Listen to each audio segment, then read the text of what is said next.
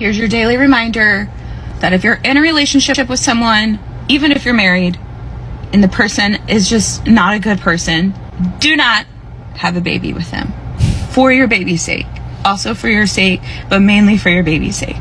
Court ordered that every Tuesday, Thursday, and Saturday, if my baby's with me, or if my baby's with my ex, we get a 30-minute FaceTime call. My baby's been sleeping during that time, so I have not been able to talk to her since Tuesday. Pearl told me today that she's usually going to sleep at 7 o'clock, which is our FaceTime call court-ordered time, right? So I said, okay, well, I want to talk to her before she goes to sleep. And he said, I'm following the order, which means that if my baby is asleep, then I don't get to talk to her. He has control right now, and he's loving it. And I only cry because it's just really sad for my baby. And he thinks that because my baby's happy and she's safe and all these things, that she doesn't need me. My baby is a happy baby. She's a happy baby. She's the happiest baby, actually. He thinks that because she is happy that she doesn't need me. I don't understand that. Because she does need me. Just like she needs you. Just a few more weeks, and then we have court, and I'm getting all this in front of a judge, and I can't wait. I literally cannot wait.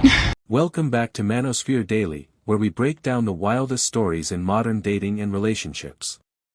Today's topic is a real roller coaster. A woman destroys her own marriage and ends up crying on the internet when her man moves on, with someone better.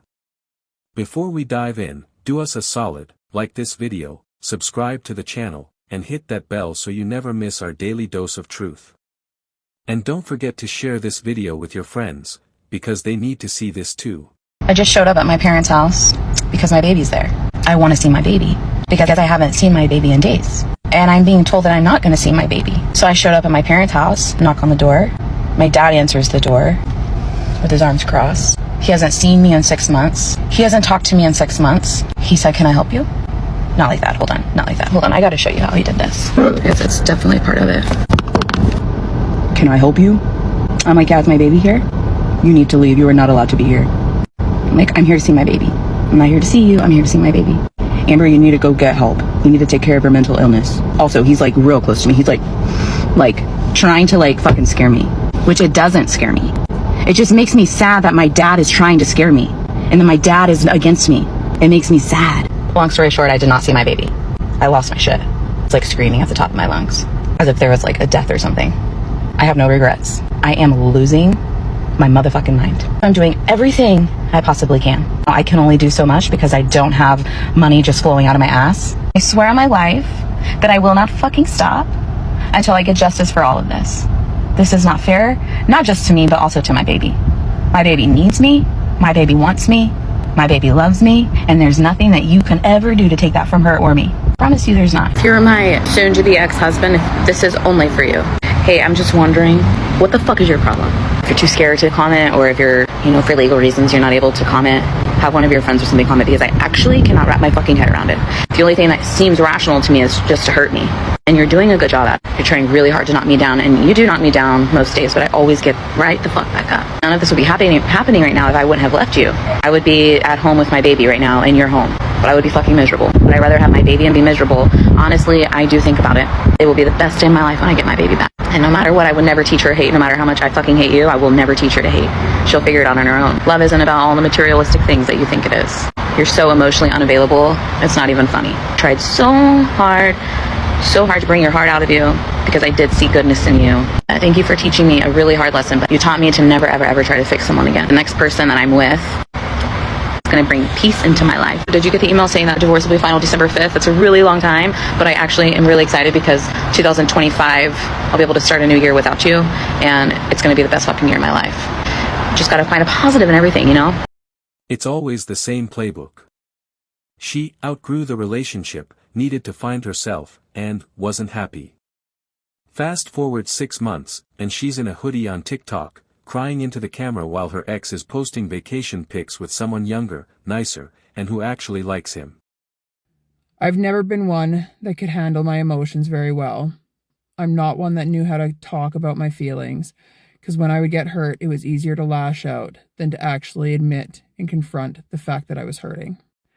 I was never one that could explain when I'm hurting and ask for help, because forever, I never really had anyone to help. It was always me against the world. But I finally had someone in my corner. I just didn't have the tools I needed to be able to utilize that and to make him feel valued and worthy. I couldn't come out and just say what I needed. I would beat around the bush and make little hidden innuendos and ask of little things instead of just straight up saying, hey babe, I really need you because this has gone on in my life. This is what I'm feeling, and all I need is you right now because you're my safe place. You're where I know that I'm okay.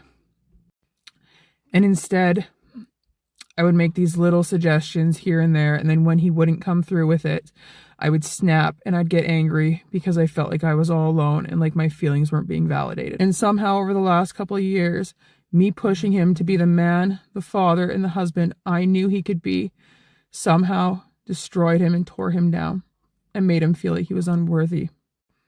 I hurt him in ways that I never knew I was hurting him. In all the ways that he built me up, I somehow tore him down. We both made many mistakes, and how our family is destroyed because of these mistakes, and I'm not sure if it'll ever be able to go back together. I will always love him because he's the father of my children, and he was my best friend for the last 8.5 years. He made something of me that I never believed I could ever be. And it will destroy me, the fact that he's not here today. Because no matter what's going on, I just wish that he was the one that was here to hold me and to make me feel strong again, to make me feel safe in my own skin, and to help build me back up to where I thought I was. He was a good father. He was a good husband. And we both had our flaws. I miss him so badly, and I wish I could go back and change everything. Because if I would have known what I was doing wrong then, I would have done anything to change it. Because I never wanted to lose him. I never wanted to push him into the arms of another woman. And at this point, I just pray that we can find a way to remain friends and to figure out a way to be able to parent our kids together. Because in the end, no matter where I went wrong, where he went wrong, our children should not be the ones to suffer and pay the price. These types of women think the grass is greener, forget to water their own lawn, set it on fire, and then get mad when someone else moves into a house with a pool. You wanted freedom, now enjoy the Wi-Fi password of loneliness. Men aren't playing games anymore, they're walking away from drama and straight into peace. But sure, keep crying on the internet. That always works. Many people ask me, why did I choose to divorce even though I have 2 sons? What exactly did I go through? To be honest, it's been over a year since the divorce, and now I really regret it. Looking back, my ex-husband was actually a pretty good man. We were together for 10 years, from campus to marriage. We dated for 3 years in college and were married for 7 years. During these 10 years, he was really good to me. He always let me have my way. Household chores were basically all handed over to me, from washing clothes, cooking, and cleaning, to taking care of his parents. He trusted me a lot. He didn't trust his mom to take care of the kids, so he left everything related to the children to me, making me take care of 2 kids on my own. Everything inside and outside the home, from taking care of the kids and managing household affairs to the smallest details of daily life, was all handled by me alone. My position and authority in the family were never questioned by him. Not only did he let me have my way, but he also cared for me. He was afraid that talking to me at home would tire me out, so he always finished his conversations with other women outside before coming home.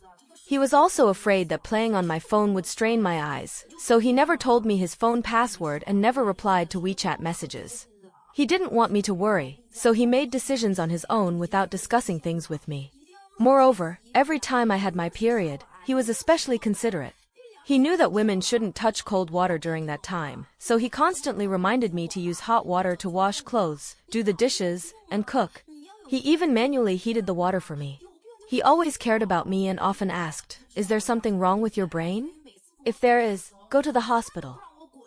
He knew my parents lived far away, so when we argued, he never told me to go back to my parents' house. He always argued with me at home.